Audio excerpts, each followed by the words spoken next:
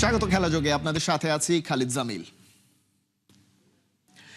সাকিব তামিমের সাথে কোনো ব্যক্তিগত লড়াই নেই, পলিসিগত কারণেই বিরোধ সৃষ্টি হয়েছে, এমনটাই জানিয়েছেন সাবেক ক্রীড়া উপদেষ্টা আসিফ মাহমুদ সজীব ভুঁইয়া। বলছেন 24-এর ওই ঘটনার পর তিনিই নাকি সাকিবকে সবুজ পাসপোর্ট দেওয়ার ব্যবস্থা করে দিয়েছিলেন।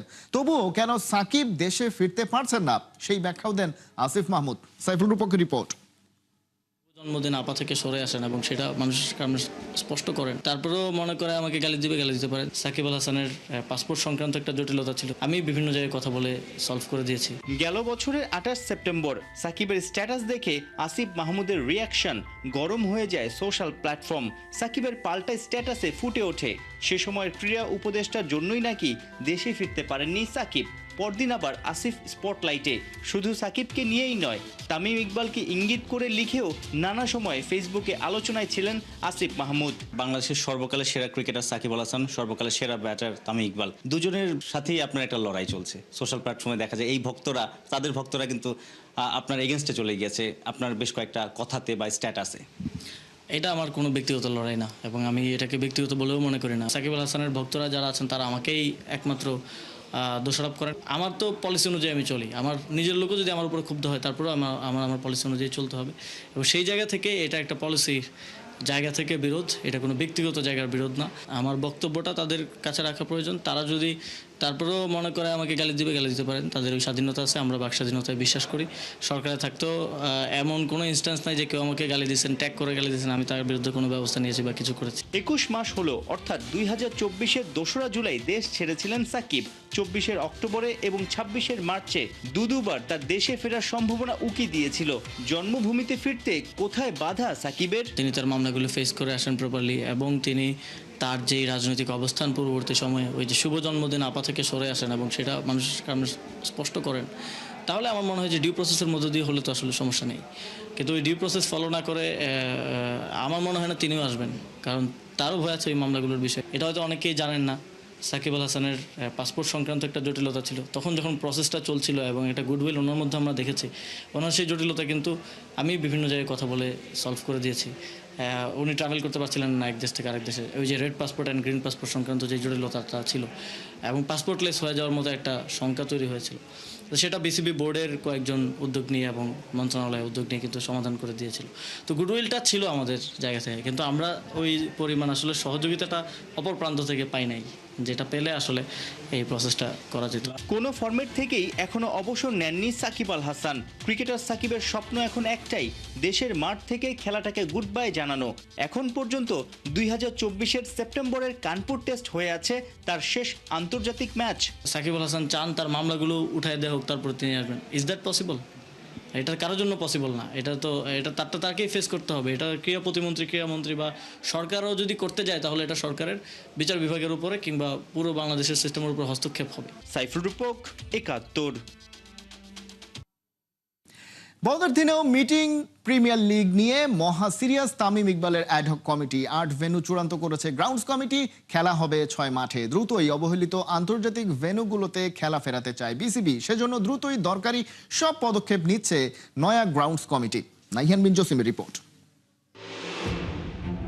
ঢাকা টু বিকেএসপি, ট্রাফিক জ্যামের মহা বিরক্তি। সময় বাঁচাতে প্রায় স্কুটি চালিয়ে কাকডাকা ভোরে সাভার বিকেএসপি যেতেন মাশরাফি। প্রিমিয়ার লিগ ম্যাচ খেলে ফিরতেনও সেই স্কুটি বা বাইকে চড়ে। বিকেএসপিতে খেলা মানেই যেন ক্রিকেটারদের জন্য বিশাল এক ঝক্কি আর ঝুঁকি। সময় বাঁচাতে সাকিবকে তো মাঝে মধ্যেই দেখা যেত হেলিকপ্টার ব্যবহার করতে। প্লেয়ার সময় মতো মাঠে পৌঁছাতে পারেননি, ক্যাপ্টেন টসে অংশ নিতে পারেননি, এমন উদাহরণ আছে ভুরি ভুরি। এবার ক্রিকেটারদের সেই বিরক্তি আর ঝামেলা এড়াতে কার্যকর ব্যবস্থা নিতে চায় নয়া গ্রাউন্ডস কমিটি। আমরা দেখি যে বিকেএসপিতে যাওয়া আসা নিয়ে ক্রিকেটারদের একটা অভিযোগ আছে এবং এটা দূরত্ব, যাতায়াত ব্যবস্থা সবকিছু মিলে কোনোভাবে কি এবার কি আসলে আপনারা বিকেএসপিটা অ্যাভয়েড করার চেষ্টা করবেন, যেহেতু আপনাদের হাতে ভেন্যু আছে? এখন ভেন্যু থাকলেও বিকেএসপির মাঠ আমাদের দরকার আছে, কারণ ক্লাব অফিসিয়ালরা আরেকটি বিকল্প প্রস্তাব দিয়েছে যে বিকেএসপিতে হোস্টেল থাকার ব্যবস্থা আছে, সেখানে যদি আমরা প্লেয়ারদের রাখতে পারি তাহলে আরও ভালো হবে। আমরা ইনশাল্লাহ খাবারের ব্যবস্থা, এখন ক্রিকেট বোর্ডই কিন্তু খাবার লাঞ্চের ব্যবস্থা ব্যবস্থা করবে, আপনারা জানেন এটা। সব ক্লাব খুব খুশি হয়েছে, তারা মানে এটাকে অ্যাপ্রিসিয়েট করেছে। এবং বিকেএসপি যদি আমরা ওই যে তাদের হোস্টেলগুলিও নিতে পারি, খেলোয়াড়রা যদি আগের দিন যেয়ে থাকতে পারে, তাহলে আর কোনো সমস্যা নেই। ক্রিকেটারদের মুখে হাসি ফুটেছে, সব শঙ্কা কাটিয়ে খেলা মাঠে গড়াচ্ছে। প্রিমিয়ার লিগ নিয়ে তামিম ইকবালের বোর্ড রকেট গতিতে আগাচ্ছে। শুক্রবার ছুটির দিনেও গুরুত্বপূর্ণ মিটিং, যেখানে 8টা ভেন্যু চূড়ান্ত করেছে গ্রাউন্ডস কমিটি। এবার যেহেতু সিঙ্গেল লিগ পদ্ধতিতে খেলা হবে, আমরা একই সাথে 6টা মাঠে খেলার শুরু করার চেষ্টা করছি। আমরা 8টা মাঠ ইতিমধ্যে ঠিক করেছি, যেটা একটা হচ্ছে SBNCS, PKSP 2, Bashundhara, cricketers academy, silicon valley, BKSP 3 এবং 4 আর ইউল্যাব। পূর্বাচলে দেশের সবচেয়ে বড় ক্রিকেট স্টেডিয়াম আজও আলোর মুখ দেখেনি। আন্তর্জাতিক ভেন্যু হবার পরও অন্ধকারে হারিয়ে গেছে বগুড়ার শহীদ চান্দু স্টেডিয়াম, খুলনা স্টেডিয়াম ও ফতুল্লা। তবে আশার আলো দেখাচ্ছে নতুন গ্রাউন্ডস কমিটি। আন্তর্জাতিক অঙ্গনে এত সুন্দর মাঠ হিসেবে পরিচিতি লাভ করেছিল, কিন্তু সেগুলিতে দীর্ঘদিন খেলা না হওয়ার কারণে কিন্তু অটোমেটিক্যালি আন্তর্জাতিক ভেন্যু হিসেবে তারা আর এখন নেই, স্ট্যাটাস নেই। আমরা এগুলিকে আবার আন্তর্জাতিক ভেন্যুতে রূপান্তর করার জন্য শীঘ্রই মানে জরুরি পদক্ষেপ গ্রহণ করবো ইনশাআল্লাহ। আগামী 2-3 দিনের মধ্যে দেশের সব গুরুত্বপূর্ণ ভেন্যুর বর্তমান অবস্থা, প্রয়োজনীয়তা কিংবা চাহিদা জানতে রিপোর্ট চেয়েছে গ্রাউন্ডস কমিটি। সেই অনুযায়ী ব্যবস্থা নেওয়া হবে শিগগিরই। নাহিয়ান বিন জসিম, 71। টেস্ট নয়, ওয়ানডে আর টি20 হবে প্রথম পছন্দ। না বললেও মুস্তাফিজ বেছে বেছে খেলায় ব্যাপারটা দাঁড়ায় এমনই। আর এই পথে হেঁটেই সফল কাটার মাস্টার। নিজের সেরাটা জানেন ফিজ, যার কারণে বিশ্বের সেরা বোলারদের তালিকায় উঠছে তার নাম, বলছেন সাবেক পেসার নজমুল ইসলাম। নিজের সিদ্ধান্তটা সঠিক প্রমাণ করে লম্বা সময় জাতীয় দলে সার্ভিস দিতে পারেন মুস্তাফিজ। আবু নাইমের রিপোর্ট।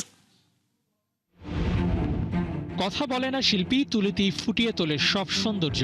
ক্রিকেট বলে বাম হাতে কেউ সেই তুলি আঁচানোর আলাপ করলে নামটা মোস্তাফিজেরই আসবে। দিন দিন নিজেকে নিয়ে যাচ্ছেন সবার উপরে, আর এই সাফল্যের পেছনে আছে ফিজের এক বিশেষ সিদ্ধান্ত, যা আলাদা করেছে ওকে বাকিদের থেকে। নানান নাটকীয়তায় ফিজের IPL খেলা হয়নি, তবে পাকিস্তান সুপার লিগটাতে কাটছে দারুণ সময়। একের পর এক রেকর্ডে লেখা হচ্ছে ওর নাম। উইকেট তোলায় তো কবেই আমিরদের পেছনে ফেলে গেছেন, এবার 3000 ডট বল করার কীর্তিটাও গড়লেন। ডেথ ওভারে 200 উইকেট নিয়ে বোলার ফিজ নাকি বাংলাদেশ না দুনিয়ারই সেরা।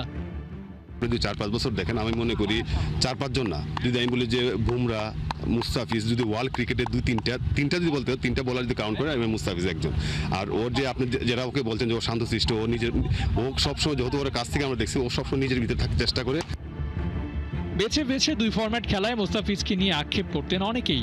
ওর মতো সেরা বোলারকে টেস্ট ক্রিকেটে কেন পাচ্ছে না বাংলাদেশ, তেমন প্রশ্ন করা হতো।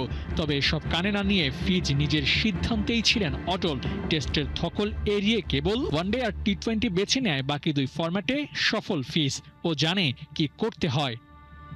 যে জিনিসটা এত ভালো বোঝা, আমি লাস্ট যখন আপনার টিমের আমাদের টিম এবং ন্যাশনাল টিমের একটা প্র্যাকটিস ম্যাচ ছিল, এই টিমে আমি টিমের দায়িত্বে ছিলাম, তখন কিন্তু মুস্তাফিজের সাথে আমার কথা হয়েছিল। বলতেছিল যে ভাই, আমার এখনো যদি আমার 4 ওভারে যদি আমার কাছে মনে হয় যে আমার 20 রানে বেশি হয়ে যায়, এখনো আমি রাতে ঘুমাতে পারি না। PSL এ ফিজকে দেখা গেল ভিন্ন রোলে, রান দেয় ও কৃপণ বরাবরই। তবে খেলাটা যখন টি20, তখন রান দিয়ে উইকেট নেয়ার কথাই ভাবে বোলাররা। কিন্তু কাটার মাস্টার রান না দেওয়ার পণ করেই যেন নেমেছেন। 4 ম্যাচ খেলে 13 ওভারে দিয়েছেন 92 রান, নিয়েছেন 4 উইকেট। শিকারের তালিকাটা হয়তো লম্বা হয়নি, তবে দলের প্রয়োজনে ফিজ হয়েছেন কৃপণ। গড়ে ওভার প্রতি দিয়েছেন 8-এরও কম রান। মুস্তাফিজ ভালো করলে ভালো করে দল, ওর পারফেকশনে মুগ্ধ সাবেকরা। এই ফিজ যেন একটু বেশি স্পেশাল। আবু নাইম, 71। আবাহনী মোহামেডান 2 চির প্রতিদ্বন্দ্বী লড়াই মানে আলাদা উত্তেজনা। ফুটবল মাঠে তা আরও একবার টের পাওয়া গেল। কুমিল্লায় ধীরেন্দ্রনাথ দত্ত স্টেডিয়ামে শেষ পর্যন্ত জয় নিয়ে মাঠ ছাড়ে আবাহনী। লড়াইটা সম্মান আর ইতিহাসের বলেই মাঠের আমেজটা থাকে আলাদা। শিরোপা লড়াইয়ে নিজেদের অবস্থানটা মজবুত করা ছিল আবাহনীর লক্ষ্য। অন্যদিকে মোহামেডানের দরকার রেলেগেশন থেকে নিরাপদ দূরত্বে থাকা, কিন্তু হার এড়াতে পারেনি সাদা কালো জার্সিধারীরা। আবাহনীর জয়ে তারা উঠে এসেছে টেবিলের 2য় স্থানে। টানা 6 ম্যাচ পর মোহামেডানকে হারানোর স্মৃতি মোটেও কম নয় আকাশী নীলদের জন্য। ম্যাচের শুরুটা মোহামেডানের উজবেক ফুটবলার মুজাফফরের অলিম্পিক গোল থেকে, কিন্তু ওই আনন্দ বেশিক্ষণ স্থায়ী হয়নি। মিরাজুল ইসলামের গোলে সমতায় ফেরে আবাহনী, আর শেষ গোলটা করেছেন মোহামেডানের সাবেক ফরওয়ার্ড সালেমান দিয়াবাতে। 2-1 গোলের জয় নিয়ে মাঠ ছাড়ে আবাহনী। জাতীয় পরিচয়পত্র অনুযায়ী বয়স 24 বছর 4 মাস, অথচ 17 বছরেরও কম সময় দেখিয়ে সেই ফুটবলারই খেলেছেন বিসিএল। সেই ফুটবলারের গোলে আবার ম্যাচ জিতেছে তার দল। নিয়ম অনুযায়ী বাংলাদেশ চ্যাম্পিয়নশিপ লিগে প্লেইং 11-এ অন্তত একজন অনূর্ধ্ব 17 ফুটবলার থাকতে হবে। সেই নিয়ম ভঙ্গের অভিযোগ উঠেছে ঢাকা রেঞ্জার্স ক্লাবের বিপক্ষে। শেখ আশিকের রিপোর্টে বিস্তারিত। বাংলাদেশের ফুটবলে আবারও বয়স চুরির অভিযোগ। বাংলাদেশ চ্যাম্পিয়নশিপ লিগ বিসিএল এ বাফুফে নিয়ম করেছে অন্তত একজন ফুটবলার থাকতে হবে প্লেইং 11-এ, যার বয়স হবে অনূর্ধ্ব 17, অর্থাৎ 17 বছরের কম। কিন্তু ঢাকা রেঞ্জার্সের যে ফুটবলারের বিরুদ্ধে অভিযোগ উঠেছে তার বয়স দাবি করা হচ্ছে 25 বছর। ঢাকা রেঞ্জার্সের সেই ফুটবলারের নাম রিমু আহমেদ। জাতীয় পরিচয়পত্রে তার জন্ম উল্লেখ করা আছে 2001 সালের 2 ডিসেম্বর। অর্থাৎ এনআইডি অনুযায়ী ম্যাচের দিন এই ফুটবলারের বয়স 24 বছর 4 মাস 7 দিন, অথচ তিনি খেলছেন অনূর্ধ্ব 17 ফুটবলার হিসেবে। বাংলাদেশ ফুটবল ফেডারেশন একটা বাইলস দিছে, 31 মে 2007। আন্ডার 17 একটা প্লেয়ার বেস্ট 11-এ খেলতে বাধ্য। প্রত্যেকটা ক্লাবে বেস্ট আপনার আন্ডার 17 প্লেয়ার প্রত্যেকটা টিমে বেস্ট 11-এ খেলে। তো গতকালকে আমরা পড়ছি মাঠে দেখি ওদের আমাদের ঢাকা রেঞ্জার্স আমাদের চট্টগ্রাম সিটির এগেস্টে ওদের কোনো বা আন্ডার 17 কোনো প্লেয়ার আমরা মাঠে দেখি নাই। বাফুফের বাইলজে উল্লেখ আছে বিসিএল এর প্লেইং 11-এ অন্তত একজন ফুটবলার থাকতে হবে যার জন্ম 1 ডিসেম্বর 2009 এর মধ্যে, অর্থাৎ বয়স 17 বছরের কম।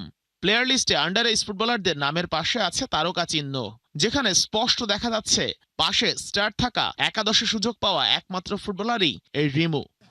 ওর যখন ওর 17 কোটা খেলাচ্ছে তখন আমাদের সন্দেহ লাগছে, তখন আমরা সাথে সাথে এটা রিপোর্ট করছি ম্যাচ কমিশনের সাথে। আমরা পরবর্তী ওই রিমু আহমেদের বায়োডাটা পুরো আমাদেরকে দিছে, আমরা পুরো ওর জাতীয় পরিচয়পত্র সহ আমরা সবকিছু আবার ফেডারেশন আমরা অভিযোগ করছি। এরই মধ্যে ভুক্তভোগী ক্লাবটা অভিযোগ করেছে বাফুফের কাছেও, পেশাদার লীগ কমিটিও আমলে নিয়েছে। এখন তদন্ত শুরু হওয়ার অপেক্ষা। আমার পেছনের এই গেটের ভেতরে ঢাকা রেঞ্জার্স ফুটবল ক্লাবের খেলোয়াড়রা আবাসিকভাবে বসবাস করেন এবং অপোজিট সাইডের মাঠে তারা অনুশীলন করেন। তবে আজকে শুরু থেকেই তাদের পাওয়া যাচ্ছে না। তাদের ক্লাবের মিডিয়া ম্যানেজারকে ফোনে একবার পাওয়া গেল, পরিচয় জানার পর থেকে তিনি ফোন বন্ধ রেখেছেন। বারবার চেষ্টা করেও তার সঙ্গে যোগাযোগ করা সম্ভব হয়নি। যদিও ম্যাচ কমিশনার জানিয়েছেন তারা আবেদন করেছে প্রতিপক্ষ এবং সে আবেদন বাফুফে গ্রহণও করেছে। বাকিটা নিশ্চয়ই প্রসেসিং অনুযায়ী দেখা যাবে। শেখ আশিক, 71, ঢাকা। মার্কের কাছে 2-1 গোলে হারের পর বেশ চাপের মুখে স্প্যানিশ জায়ান্ট রিয়াল মাদ্রিদ। লা লিগায় শিরোপার লড়াইয়ে টিকে থাকতে রাত 1টায় ঘরের মাঠে জিরোনার বিপক্ষে নামছে আর বলো আর শিষ্যরা।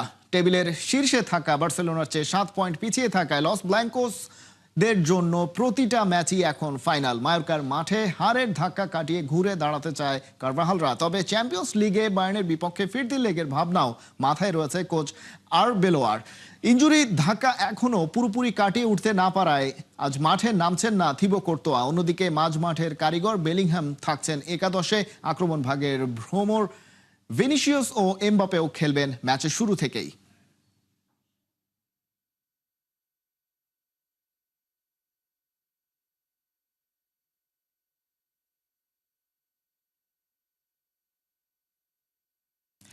এবারের বিশ্বকাপে ব্রাজিলের জার্সিতে বাজিমাত করবেন কে? রাফিনিয়া, ভিনিসিয়াস নাকি চমক জাগানিয়া নেইমার জুনিয়র? দলের অ্যাসিস্ট্যান্ট কোচ এবং কার্লো আনচেলত্তির ছেলে ডেভিড আনচেলত্তি বলছেন ওরা নয়, ব্রাজিল দলে এমন এক সারপ্রাইজ প্যাকেজ আছে যে চমকে দিতে পারে সবাইকে। তাছাড়া নেইমারের সম্ভাবনাও ফুরিয়ে যায়নি এখনো। রিপোর্টে বিস্তারিত। জানুয়ারির ট্রান্সফার মার্কেট 2025। প্যারিস থেকে সান্তোসে উড়ে এলো এক নক্ষত্র তার শৈশবের ক্লাবকে বাঁচাতে। যা করতে এসেছিলেন সেটাও হলো, সান্তোস এফসি বেঁচে ফিরল রেলেগেশন জোন থেকে। কিন্তু সেই নক্ষত্রের গল্পে বড়সড় একটা ফাঁক। 2023 সালের পর আর ব্রাজিলের জার্সিটা গায়ে চড়ানো হয়নি।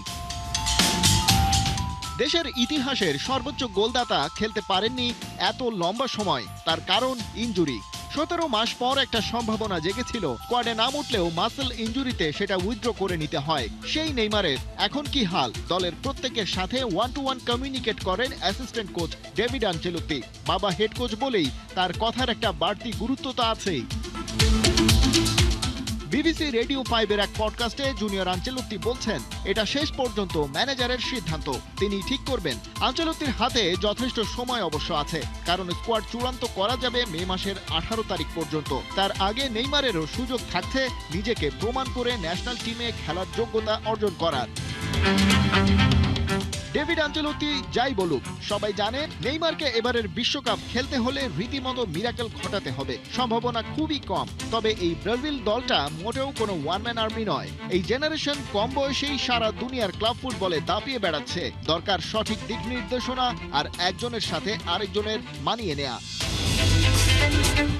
সবই না হয় হলো, কিন্তু ব্রাজিল দলটার এমন এক সারপ্রাইজ প্যাকেজের কথা স্পেশালি বললেন জুনিয়র আঞ্চেলত্তি, যা শুনে সবাই রীতিমতো সারপ্রাইজড। তিনি বলছেন যে খেলোয়াড়টা আপনাকে সবচেয়ে বেশি চমকে দেবে সে এমন একজন যাকে খুব বেশি মানুষ এখনো চেনে না। ব্রাজিল দলে অনেক অ্যাটাকিং খেলোয়াড় আছে, অনেক প্রতিভাও আছে, কিন্তু যদি একটা নাম বলতে হয় তাহলে ব্রাজিলের উঠতি তারকা অবশ্যই স্টেফাও উইলিয়ান।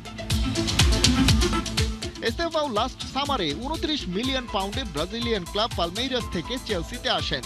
ডিলটা অবশ্য হয়েছিল 2024-এ। তখন থেকে ব্লুদের হয়ে 34 ম্যাচে 8 গোল আর 4টা অ্যাসিস্ট করেছেন। কিন্তু চেলসি কেন ওর সাথে এমন দারুণ ডিলটা করেছিল তার উত্তর দেবে পরিসংখ্যান। ইংল্যান্ডে চলে আসার আগে পালমেইরাসের হয়ে 83 ম্যাচে 27 গোল আর 15 অ্যাসিস্ট। এর আগে কেবল সান্তোসের নেইমারই 18 বছর বয়সের আগেই ব্রাজিলিয়ান লিগে 20 বা তার বেশি গোলে অবদান রেখেছেন। বিশ্বকাপের প্রস্তুতি পর্বে যদিও ক্রোয়েশিয়া আর ফ্রান্সের বিপক্ষে খেলতে পারেনি এস্তেভাও, সেই ইন্টারন্যাশনাল উইন্ডো শুরুর আগ মুহূর্তে চেলসি এভারটন ম্যাচে হ্যামস্ট্রিং ইনজুরিতে পড়েছিলেন। সব মিলিয়ে আশা যোগাচ্ছেন, তবুও তাতে সায় দিচ্ছেন অ্যাসিস্ট্যান্ট কোচ ডেভিড আঞ্চেলত্তিও। তাই ব্রাজিল ভক্তরা নিশ্চয়ই বিশ্বাস করতে চাইবেন in the world cup of north America Estêvão সত্যিই হয়তো হয়ে উঠবেন the Selecao surprise. Khalid Jamil, একাত্তর। এই ছিল এখনকার খেলাযোগে। সরাসরি সংবাদ অনুষ্ঠান দেখতে চোখ রাখুন একাত্তরের ফেসবুক পেজে এবং সাবস্ক্রাইব করুন একাত্তরের ইউটিউব চ্যানেল। একাত্তরের সাথেই থাকুন।